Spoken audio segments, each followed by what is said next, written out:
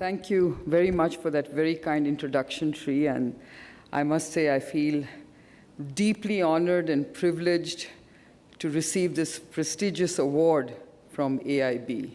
I can't help but feel there was some secret plot to make sure that I won this, because there's a woman president, the chair of the selection committee is a woman, and there are many other aspects of women behind this particular award. So thank you very much for all those who made this happen. I, of course, feel very honored that I'm sharing this, this award with Professor Nick Benedell of Gibbs, and many congratulations to you too as the top educator of the year. And thank you for giving me this opportunity of sharing some of my thoughts on how to build global entrepreneurial networks for job creation. I mean, that's the sort of brief topic I've chosen because I thought that would kind of, allow me to talk about the power of entrepreneurship. You know, at a time when technology is transforming the world we live in, I really think I would like to take this opportunity to share my thoughts on how technology and knowledge can help us understand and innovate a better future.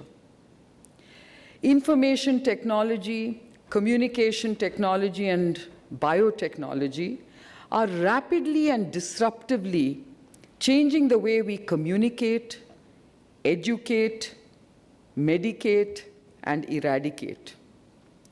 The internet has created the true generation gap where those of us who grew up in a world without computers, mobile phones, and Wi-Fi have to adapt to an unrecognizable world that requires skills that can deal with instant, real-time responses, a transparent world where there is little confidentiality, and above all, the ability to leverage technology to innovate continuously to make life simpler and more efficient. Genomics, similarly, has created a new breed of life scientists and researchers who look at disease in a very different way than their older peers. It is no longer about treating symptoms, but about understanding disease at a cellular and genetic level in order to deliver personalized diagnostics and therapies. You know, healthcare tomorrow will have no resemblance to what exists today. Imagine a world where every one of us will have a lifelong genome map that will be tracked for mutations that are linked to their disease-causing potential. This will probably enable early diagnosis and early therapeutic intervention, thereby arresting disease progression and enhancing quality of life. Or for that matter, consider 3D technologies that can print bespoke organs or blood vessels or bones and joints and what have you.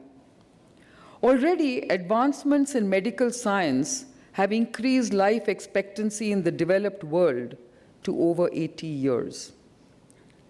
Did you know that there are 60,000 centenarians in the US today? And it is estimated that there will be 1 million by 2050. Tomorrow's world will have an aging population, no doubt, but with a better quality of life, where the retirement age will perhaps be 80. Technology, therefore, can be both daunting and tremendously exciting. To me, perhaps, the most transformative power of technology is that of entrepreneurship.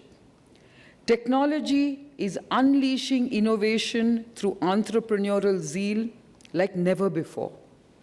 No longer is value creation linked to scale, but to the power of the idea. In 2014, the biotech sector raised $40 billion through venture funds, private equity, and IPOs, the highest ever to date. Add information and communication technology, and this number zooms to 200 billion. These technology-led entrepreneurs are all focused on breakthrough ideas, and believe me, money is chasing every one of these ideas. Not everyone will succeed, but we are already seeing the crazy valuations being ascribed to young entrepreneurs who may appear wet behind the ears in terms of business experience, but smart as they come in terms of innovative business models. Take, for example, Google, Facebook, Twitter, WhatsApp, Instagram, etc., etc.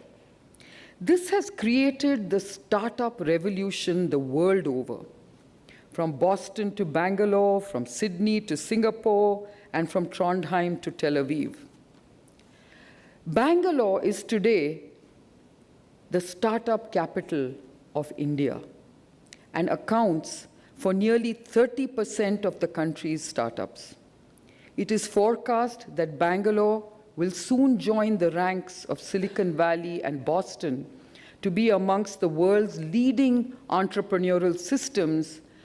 And these ecosystems are those that link research, capital, and technology-led ideas to the marketplace. This is what makes them so exciting.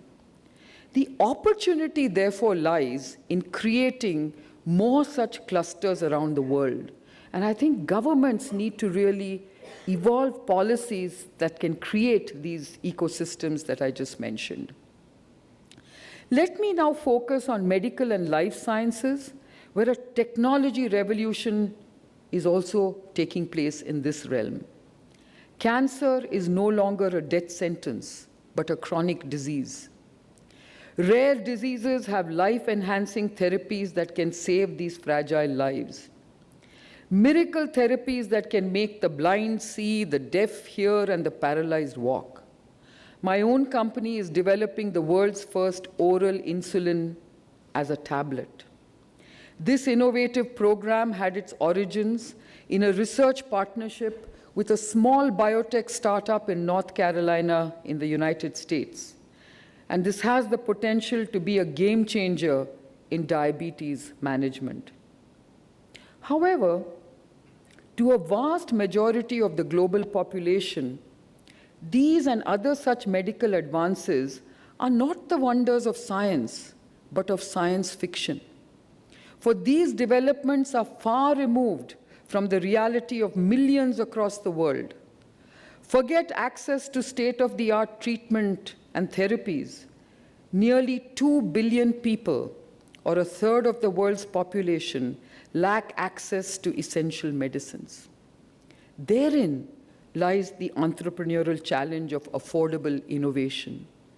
And this is the challenge that I have decided to take on.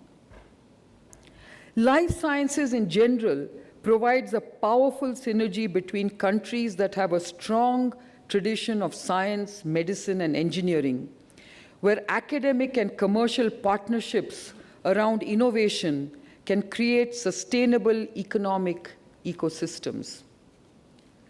Today, every economy is challenged with employment. India needs to create 10 million jobs per year for the next 10 years to sustain acceptable GDP growth.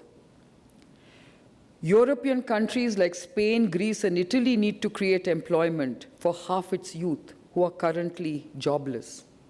Even a country like Australia has to deal with 6% unemployment.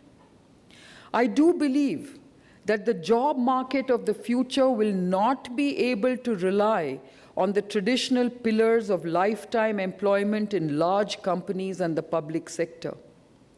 We are likely to see a much more fluid pattern of employment, with people moving in and out of a vast number of fast-moving companies that are small, nimble, and most of all, entrepreneurial. These companies will be constantly evolving and reinventing themselves to adapt with the changing pace and face of new technologies. You know, it's noteworthy that 86% of Fortune 500 companies have either disappeared or dropped off the list over the last 50 years. And the rate of displacement continues to accelerate. As mega companies like General Motors, Pfizer, and Microsoft try to stave off the challenge from the likes of Tesla Motors, Gilead, Google, and others. Creative disruption is radicalizing the marketplace, where leadership is transient and innovation is king.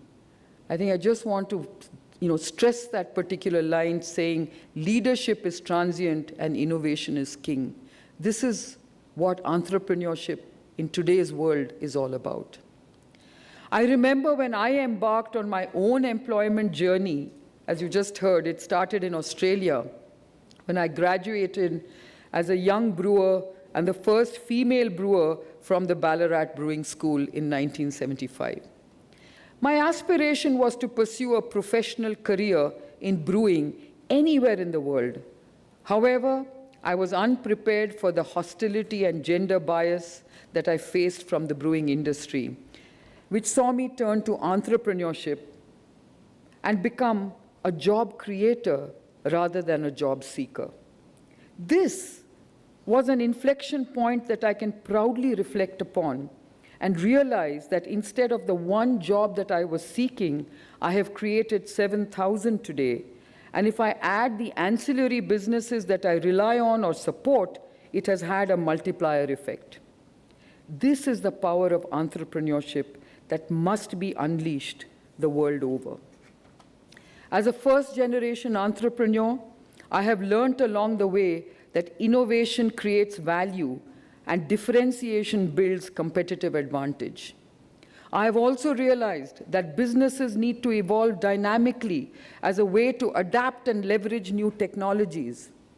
I started out as a biotech entrepreneur with a mission to help green the world through innovative enzyme technologies for a diverse range of industries.